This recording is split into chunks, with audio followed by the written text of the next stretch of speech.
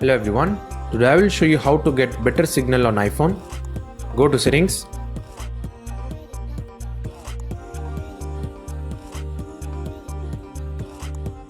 tap on cellular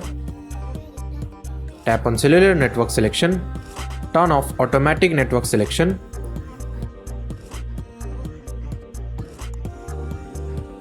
choose your preferred network.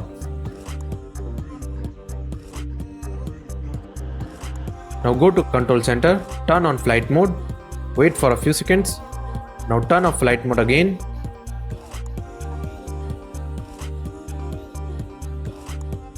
Go to settings.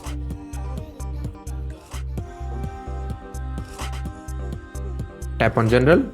Scroll down to transfer or reset iPhone. Tap on reset. Now choose reset network settings. That's it. Thanks for watching. See you in next tutorial.